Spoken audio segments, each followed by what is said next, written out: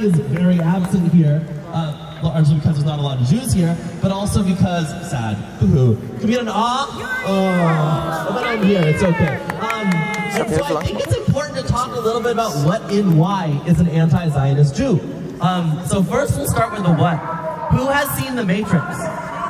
Yeah, right? So you remember how they had this place called Zion? And it's like their safe house, right? Well, back to the 1880s, there was this idea that the Jews are getting killed all over Europe. Very sad. Maybe we need a safe place. Really tempting idea, right? And the idea is maybe we should make it a place where, hey, instead of being an ethnic minority, we should be an ethnic majority.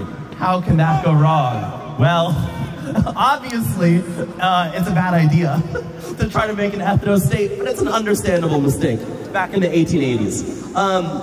So in the distant past, like 100 years ago, right, there was this sort of split in the Jewish community between those who wanted a safe space for just Jews and those who said, we are scattered across the world. Let's be safe where we are by being in solidarity with the people where we are. This principle called daikot is here-ness, this radical here-ness, to be where we are. And that's why even 140 years ago, before the Shoah, before the occupation of Palestine, there were still anti-Zionists back then, including Einstein, fun fact. Yeah.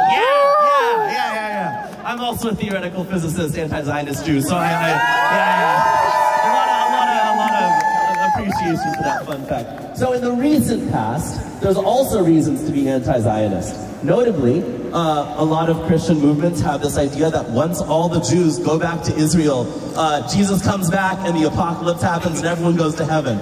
And this is bad because they're trying to send all the Jews, like, quote unquote, back to Israel, instead of maybe like back to the Netherlands, where we weren't exactly welcomed back after the war at all. More on that to come, and the relation to the arms trade here.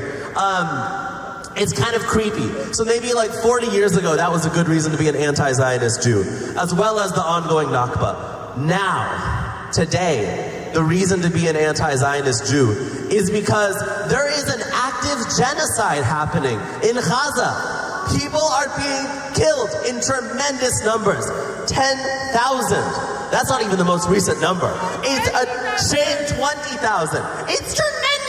And they're like, oh yes, this is for the safety of the Jewish people. No, it's not. It's for oil. It's for power. Excuse me, killing a bunch of children in another country does not make me personally safer. In fact, it actually makes a world full of more anti-Semitism. So this is why to be an anti-Zionist Jew. It's bad in principle, but also it has terrible ramifications.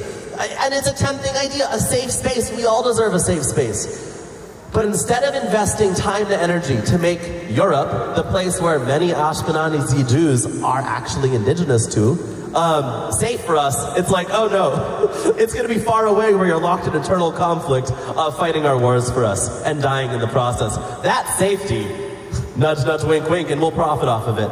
So that comes off to the arms fair, and here we are, right?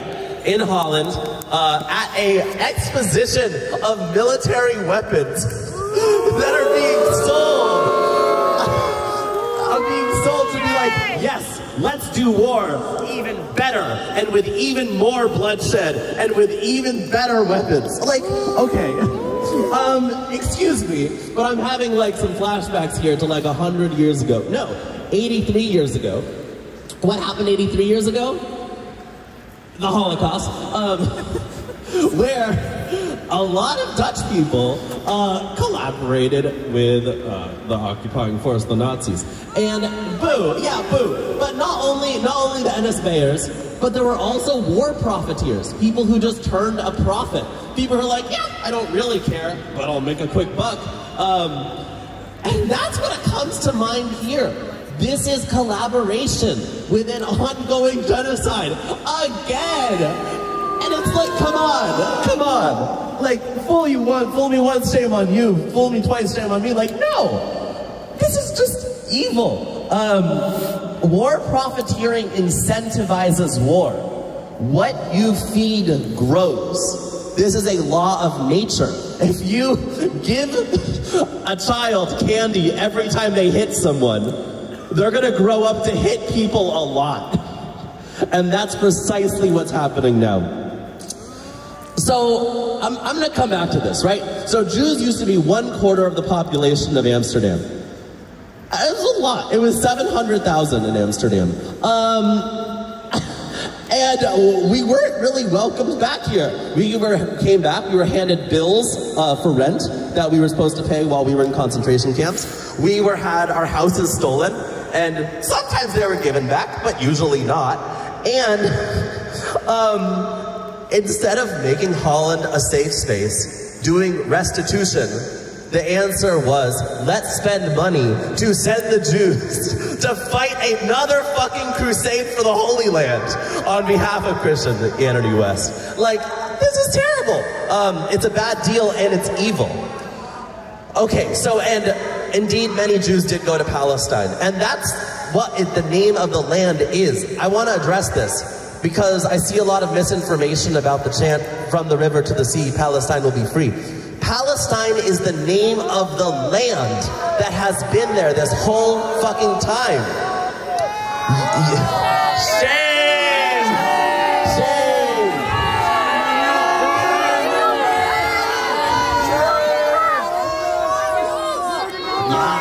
Shame on them. I know. Fucking war profiteering in this day and age? Come on. Very unfashionable, very unethical. Notably, Yisrael is the name of the Jewish people that we've called ourselves for 2,000 years.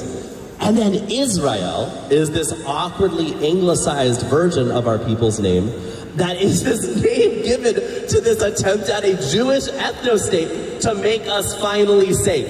Because erasing our differences, that's another problem with Zionism, is gonna make us safe. No, it's fucking not gonna make us safe. And certainly not when it's done at the expense of the lives of tens of thousands of Palestinians, children, women, queer people, people whose futures were taken from them. Neighbors we never got to know, lovers we never got to have, friends that we've been denied by the horrors of this war. So, this project started off as racist, and it is ending up fascist. No surprise. You can see the correlation there. And yeah, some of the refugees did go there, but when you act like colonizers, the difference between a refugee and a colonizer, a refugee says, hey, please let me in, I'm dying, or I'm really suffering, can I live on your land? A colonizer says, I'm gonna take your land and rename it. Boo, let's boo that, because I think that is so violent. The name of the land is Palestine. That's why in Fiddler in the Roof they say we're going to Palestine. They don't say we're going to Zion. Yeah, we have to reject this mythology that the only way to be safe is to be colonizers. And that's why I say, from the river to the sea, Palestine will be free! Okay, thank you. I have a little offering of a song of mourning written in a concentration camp, and then the mourner's cottage, said by the living on behalf of the dead. Maybe I'll start with the mourner's cottage. Do any of you know it? No. Not yet. Very sad. Yeah. Well, I'll start with the mourner's cottage. Vit gadal, vit gadash merabah. Balra dibrach yurtev yamlich machuteh. Uvayechon, uvayechon. Uchayirachol Beit Yisrael. Bagala uvisman kariv yimru amen. Yehay min shramaya min shmaya. Vitrach vitra'ar vitman vitaseh. Vitadar vitaleh shmei kutsha barichu. Leilan min kol birkata, tushbekata, benechamata, damin rami olma, yimru amen. Oseh shalom vimruma, hu yachzeh shalom. Aleinu v'lo kol Yisrael, Aleinu v'lo kol Yoshvei Tiveh, yimru amen. We say this on behalf of those murdered in Gaza, and the victims of this fucking genocide. Unfortunately, they are no longer living and cannot pray themselves, but we can offer praise on their behalf. And with that, yeah, thank you. And with that, I'm going to sing this final song. It was written in a concentration camp. It is about the immense horrors of a world, and sometimes feeling powerless to stop these horrors, but finding grounding in the eternal despite that. Thank you for having me.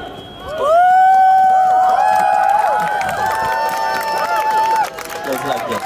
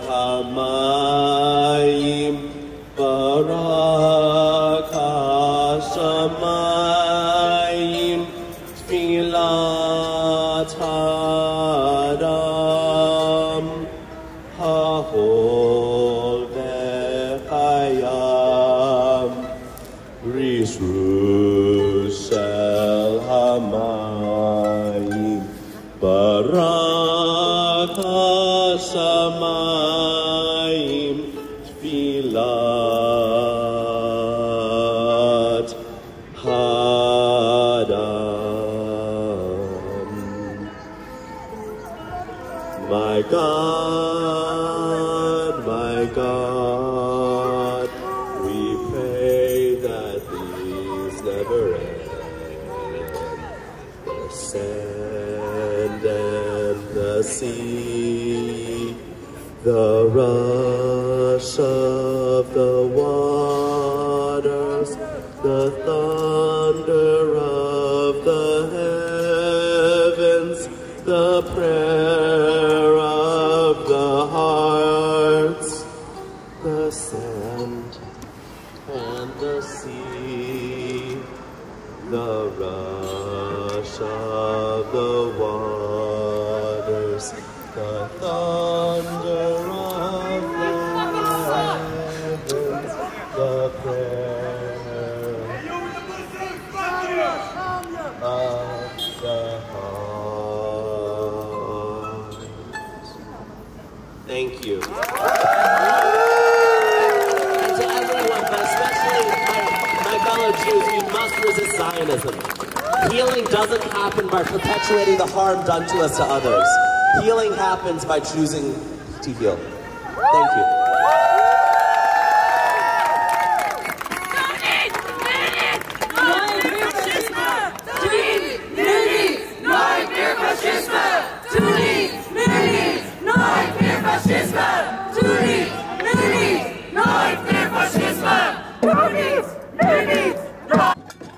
Like, oh yeah, instead of making you safe in your home here in the Netherlands, here in Europe, we are going to ask you to go somewhere else and fight a war for us, and that'll make you safe.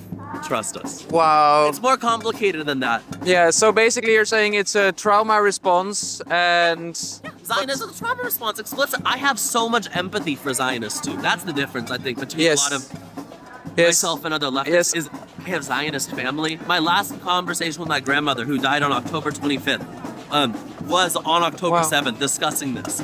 She's a lifelong Zionist, but we both grieved the violence that had happened and was about to happen.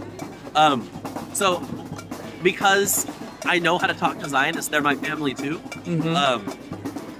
Yeah, just getting them to see that our safety will never come from killing someone else.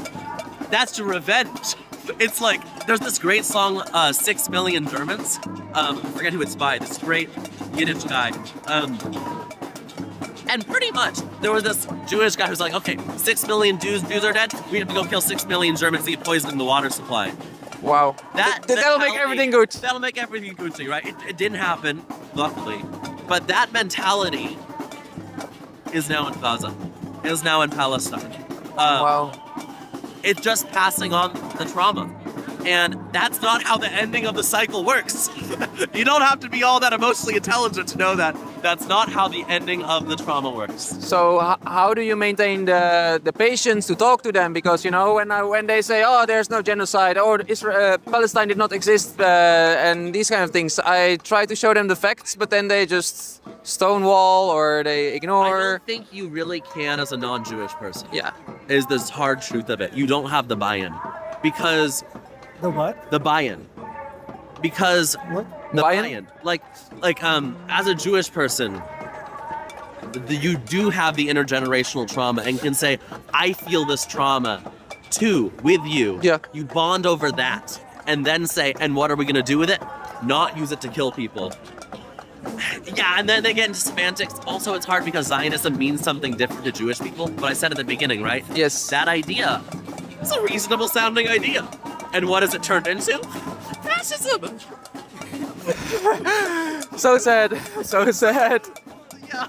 So it's hard. It's really hard work. I don't have, I guess my just message would be like to not give up. Yeah. And to emphasize the shared humanity. The Zionists aren't monsters, they're just traumatized. This was my thought too. Weaponized, especially in Israel. And like, where they're constantly being shown images from the Holocaust being like, this will happen if you don't kill the Palestinians. And I had this LSD trip, and then I had like this vision, like they're also victims because America and Europe is like paying them and thinking they feed them this idea, and actually it's not good for the Jewish population. Yeah. Yeah. Yeah. It's like Europe and America are feeding this idea, oh, you have the right to this land. Yeah. No, I think that's